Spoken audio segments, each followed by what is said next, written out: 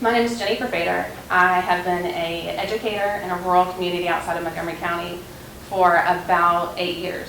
I spent 7 years as a math teacher in 6th grade, and I spent 1 year as a 4th grade math teacher.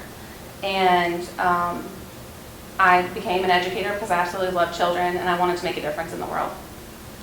I quickly realized early on in my education at Radford University that was going to be a little bit more difficult than I realized, because we were taught about separation of church and state, and I realized that I wasn't going to be able to make the difference that I wanted to make in children's lives. I was raised in a home where we didn't talk about God. I was in a poor family. There was a lot of poverty, and I knew that the answer to a lot of those things that I struggled with was Jesus, and I wasn't going to be able to share that with my students.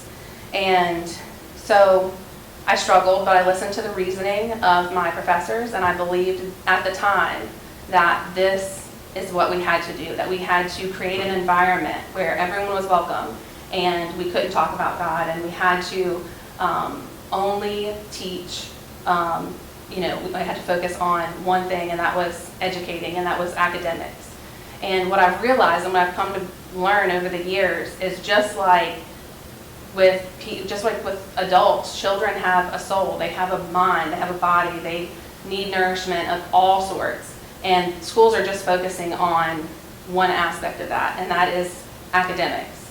And we're failing our students because we're not giving them the opportunity to know Christ. We're not giving them the opportunity to have another answer. And whenever you create a void like that, something's going to come in and fill that void. And the LGBTQ community has come in and filled that void.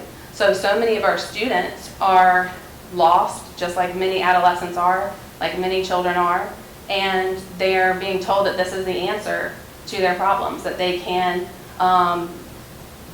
change their gender and that will provide them fulfillment. They can explore things sexually and that will provide them fulfillment. And that's a dangerous place for us to be as a society. It's a dangerous place for us to be in the classroom. I remember when I was in high school, bathrooms were the unsafe place already.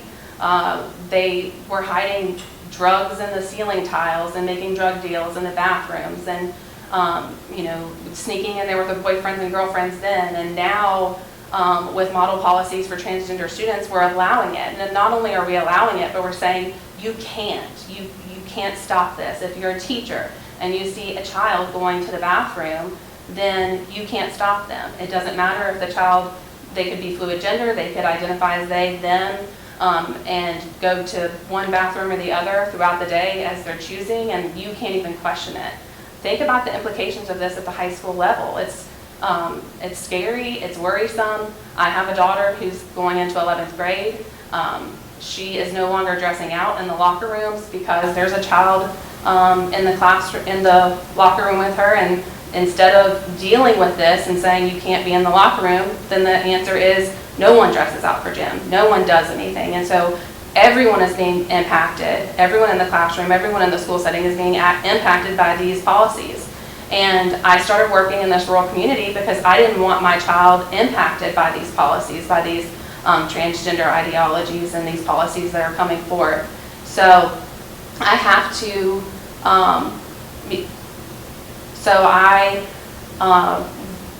made the decision to have her in a more rural setting, in a more conservative area, because I thought it wouldn't reach us.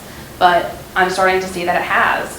She shared 2 experiences with me this year, particularly the first day of school. She was asked what her pronouns were. Did she identify as a male or female, and what she wanted to be called, what her name was, what she wanted her name to be in the classroom.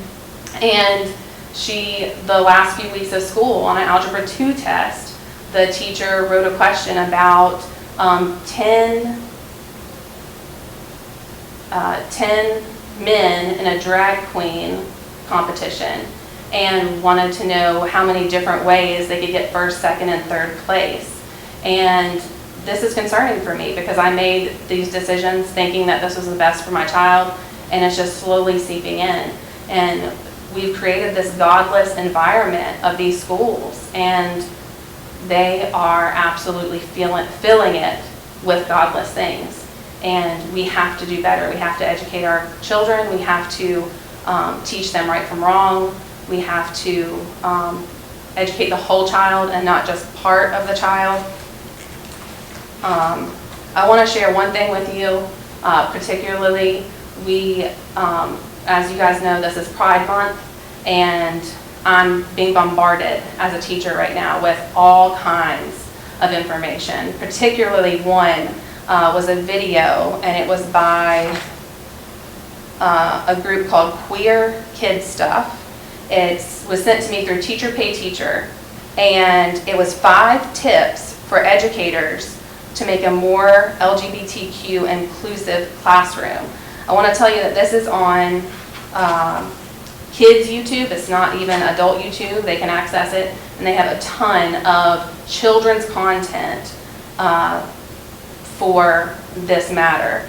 And I want to share with you the 5 tips that they recommend for teachers.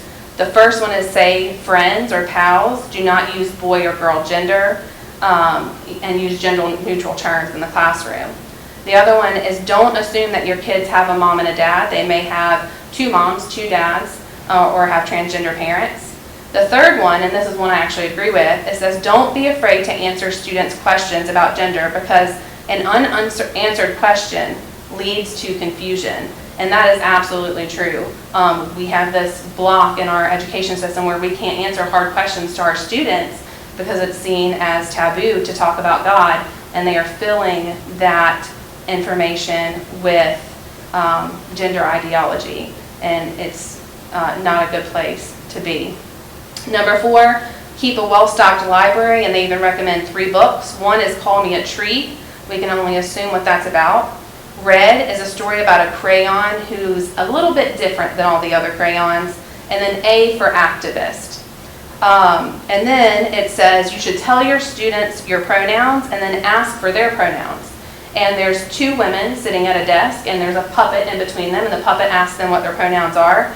And the woman says that she is a gay black woman. And this is happening in our schools, even our rural communities where we think we're safe. When policies are made at the state level, it stretches out and it's ongoing for the entire state. And then they tie funds to this. And so the school system is accepting these things. They are pushing these ideas, and they're not stopping it. They're not protecting our children like they should. They're not putting their foot down like they should. And they're allowing things to happen for funding reasons. And they're not for the protection of our students and not for the protection of our kids. And we absolutely need to stand against this. I think all of us have experienced childhood questions and growing into adolescence and wondering who we are and what we're going to do with ourselves and what we're going to be. And I think those are normal questions. We can't allow the answer to that to be to explore yourself sexually, because that is not going to lead to anything good with our students. We have to stop believing that falsehood of separation of church and state. Our Constitution and our country was not built on separation of church and state. It is a falsehood, and we have got to correct it.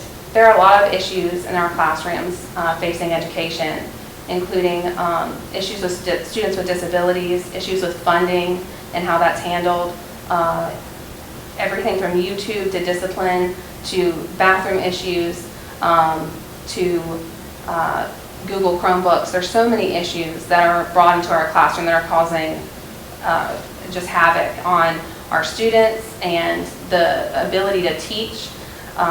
Since COVID, the classroom dynamic has completely changed. You have students you had a heavy population of students that were middle of the road before, and then you had your few exceptional learners that would learn really quickly, and then you had a few students that were labeled as having a disability or being a slow learner, and you were able to manage that. But now everything has flipped around, and that's not how things are anymore. Since COVID, we have an extremely high number of students in the classroom that are 3 and 4 years behind grade level, and we're not able to meet all the students' needs. It's impossible. And teachers are expected to do too much with too little, and there's plenty of funding out there that's not being used adequately. There's so much governmental oversight in education that we can't use the resources that are needed for things that are needed. For example, the textbooks that we use and we've used for a long time often get thrown in the trash because they're not very adequate. However, we have a leaking roof, so we're spending thousands of dollars on textbooks while our infrastructure is falling down around us, and we have trash cans lined up in the hallway catching leaky roof systems. Anytime, I'm sure you guys have had experience with the government and all of the red tape that's involved with governmental funding, and we have to jump through these hoops, and it just doesn't make sense how we're spending our money in the classroom and on students. And I have two solutions that I've come up with for education and ways that we can make a difference. One would be to completely overhaul the current system that we have and just get completely new people in there, completely new ideas in there, and really we allow people to opt out of everything. Students can write a letter to opt out of gym if they don't feel well for the week. They can write a letter to opt out of all kinds of things. So this whole melting pot idea doesn't even make sense. If you want to opt your child out of Bible education or anything like that, send a letter and opt them out of it, but it should be an option, it should be a choice. They should have the right to be able to learn about God if they choose. Now, that's not saying we can't invite, a Jewish leader in there if there's Jewish people in the school, or a Muslim or whatever, and you choose where your child goes, or your child is an atheist, they just go to the library and read, or they go to the gym and shoot basketball or whatever during this time. But ultimately, the better choice that I think is available to our students is, I heard this morning on the radio actually that students, it's about $15,000 average nationwide that each student gets total for resources to teach that child. Imagine if that money could be spent on school choice and allowing people to choose where they want to send their children. And I know this, is taboo, and we've been taught and really conditioned in the education system that this could not work, that it would not work. But what we're doing right now isn't working. So we've got to change something else. We've got to allow kids to be educated where their parents want them to be educated. It's not our job as educators to decide what a kid can learn, is exposed to. It's the parents' job. It's the parents' job. They need to have resources. They need to know clearly. There's all this muckiness and muddiness in public education, and we need to clear the water. We need to be transparent. We need to tell parents what's going on. We need to tell parents what is happening, and we need to protect these kids. And right now we're not doing it. So I say the best option right now is for school choice, and to allow the money to follow the student. And we could do so much with that without that governmental oversight of this has to go here, this has to go there, you have to use this for this or whatever. And I've heard a lot of different ideas of how that could work. One of the ways that I love is, we have churches sitting open 6 days a week. Let's open those churches. A lot of those churches have classrooms already built in them because they have a Sunday school program where they educate children while their parents are in the main service. So we have the infrastructure there. We have people willing, a ton of people in education who are completely fed up, who are willing. And they're the silent majority. They're not talking about it. They'll talk to me about it because they know, because I'm very open, I'm very honest with how I feel. But they're also scared because we have big organizations like the Virginia Education Association, the NEA, the National Education Association, and each one of those has branches off of those associations, and they're scared. They're scared of the repercussions from their friends, their social group, of if they speak out, what's going to happen. And fear is not going to get us anywhere. We have to start talking about this, and we have to be making changes for our kids.